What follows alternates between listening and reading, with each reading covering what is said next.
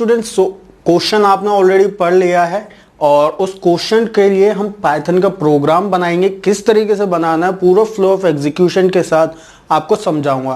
पहले क्वेश्चन समझा देता हूं। तो क्वेश्चन ये है कि हमें यूजर से एक नंबर लेना है। जैसे यूजर ने एंटर कर दिया 5, तो हमें 5 तक के जितने भी नेचुरल नंबर्स हैं उनका सीरीज का सम निकालना है, लेकिन वो जो सीरीज हो वो उन नेचुरल नंबर्स के क्यूब की सीरीज हो। ओके, मतलब जैसे यूजर ने एंटर करा 5, तो हमें आउटपुट में क्या चाहिए, 1 का क्यूब प्लस 2 का क्यूब प्लस 3 का क्यूब प्लस 4 का क्यूब प्लस 5 का क्यूब। बात समझ गए? मतलब नेचुरल नंबर्स के क्यूब का सम। ओके, तो कई स्टूडेंट्स से मैंने ये क्वेश्चन पूछा है, टेस्ट में भी दिया है, लेकिन वहां पर क्या होता है कि वो क्वेश्चन को समझ नहीं पाते। तो सिंपली आप समझ लो, sum of series cubes of first and natural numbers. मतलब यूजर ने एंटर कर दिया 10, तो 10 तक के सारे नेचुरल नंबर्स के क्यूब का सम। ओके, तो कैसे बनेगा ये प्रोग्राम वो देखो आप। तो सिंपली यहां पर एक फंक्शन बनाया हुआ है जो कि क्या कर रहा है, सीरीज का सम निकाल के दे रहा है, और ये है मेन प्रोग्राम।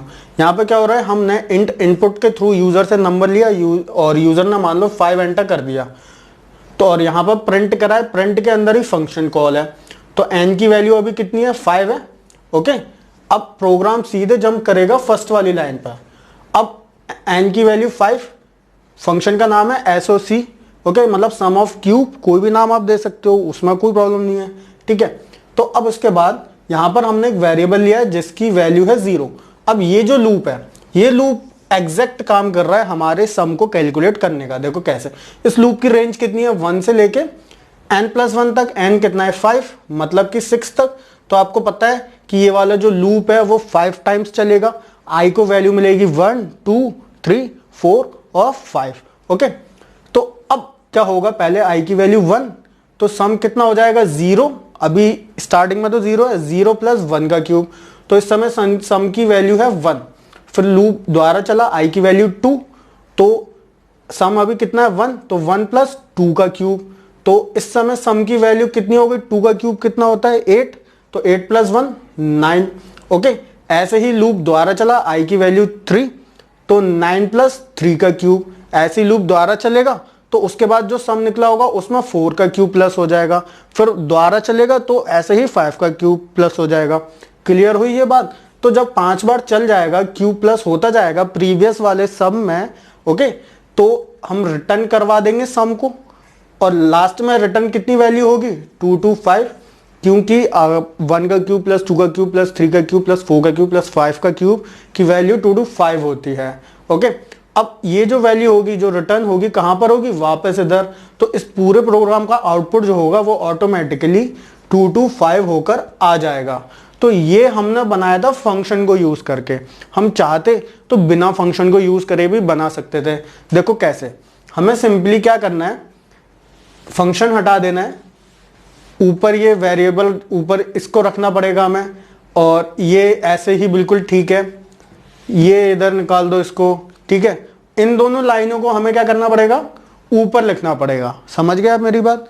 इन दोनों लाइनों को ऊपर लिखना पड़ेगा, क्योंकि अभी ये जो लूप चलेगा, अभी सम की वैल्यू है 0। ठीक है, तो और एक चीज और, यहां से भी ये प्रिंट हटाना पड़ेगा। क्यों? क्योंकि प्रिंट के अंदर क्या लिखा हुआ था, फंक्शन कॉल के थ्रू प्रिंट हो रहा था, तो वो भी हमें हटाना है। तो मैं लिख के बता देता हूं आपको, यहां पे n equal to int input. ठीक है, मैं शॉर्ट में लिख देता हूं।